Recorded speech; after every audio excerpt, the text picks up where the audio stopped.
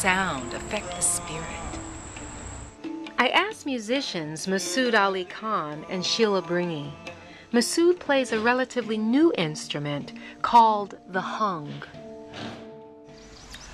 The spirit is basically energy, and so all energy is vibration, and all sound is vibration, and the intention that we put to attach itself to the vibration of sound carries through the audible ear and the non-audible ear. So, you know, my intentions always before playing are to give a healing and connective experience for the listener and for the non-listener.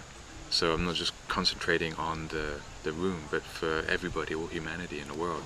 So try to expand my mind, my heart, and my intention to want to help humanity through music, out of just the listening space. You know, my audience is just there, but there's a greater audience that don't hear me, the invisible world, and they will all feel the vibrations, or you know, maybe not, but if they do, then they feel it. In addition to being a musician, Masood has a PhD and has been practicing yoga for 20 years. I asked what inspires him. The biggest intention I ever had was just finding a way how I could help humanity. And so I was teaching meditation and universal energy work on how to heal the body through meditation, thought, and that is great for a certain, you know, for people ready for that. But to reach a wider audience requires, you know, different talents and different avenues, and so music was one I was always interested in. And I put the energy techniques and the meditation and the focusing techniques into playing music. Even when we were doing the clubs and the raves with percussion, we used to do that. My drumming partner was also involved in the same type of meditation techniques. So we'd be playing in a club and just send energy out to you know, the people dancing, whether they're like drunk or stoned or whatever they're tripping on. Then we'd be like, oh look, here, see that person over there? Okay. And we'd like just zap some good energy to them, or to the whole stadium or club, and feel the energy pick up a little bit. It was a really bizarre experience, because we'd try it, okay, let's not do anything for a while, let's just wait and see what happens, and it's really like flat and, you know, just a bit dark, and then we'd send a lot of light to the whole stadium, and then it would get all exciting and playful. So it was really fun to see. So then I just used to do that into the yoga classes as much as I could. And then when Sheila and I started playing together, she would also be accessing the same energy, but just through her musical talent. Sheila is a vocalist and plays multiple instruments. I asked her about this connection between music and spirit. Well, to me, sound is vibration. And we ultimately, the ground of our being, we are also vibration. So it's an expression of human spirit, you know. And so in that way it can nourish us and give us hope and inspiration, and express pain, express sadness, separation, longing. There is beautiful synergy between Masood and Sheila's music and yoga. I ask how it feels to play for this kind of audience. Hard to describe. It's actually a very wonderful feeling. It's very, it can be very ecstatic, because what's coming is coming through from a very deep place, I feel. And so, as much as possible, I try to allow that to flow through, and not allow thoughts or fears to get in my way, and not allow expectations to get in my way, but just allow what I feel to come through me, you know, and what I hear to come through.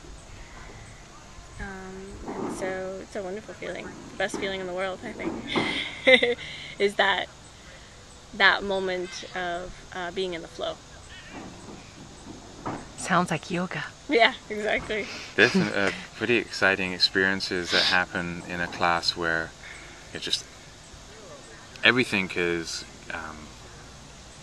coming together perfectly.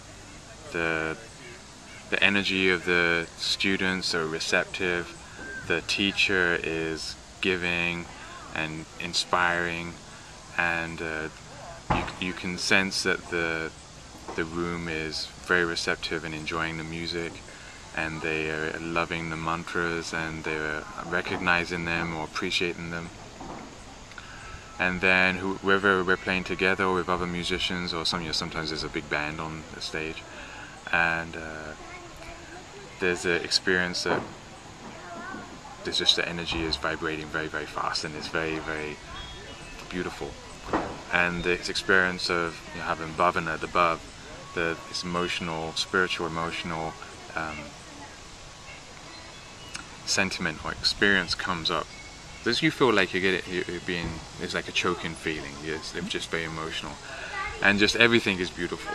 You look at someone and they'll just be like, their eyes will be full of their tears welling in their eyes, or just smiles in their faces, or you see expression on someone's face and you can tell they're just having an emotional moment with themselves because of whatever reason, but you're touching someone's heart and their soul through the practice of the movement, through the inspirational words, and through the music.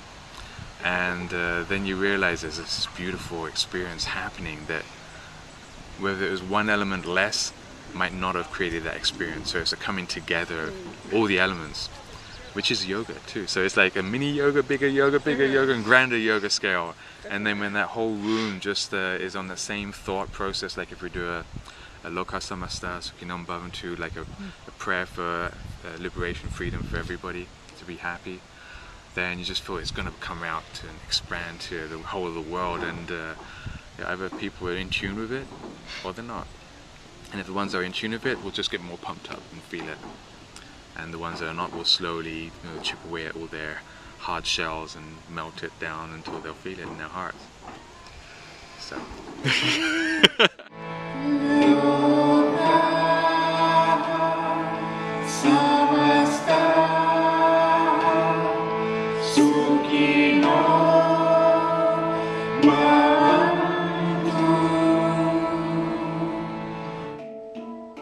How does music and sound affect your spirit? How can you incorporate healing sounds into each day? Take time to develop a soul-stirring soundtrack for your life. The power is in your hands.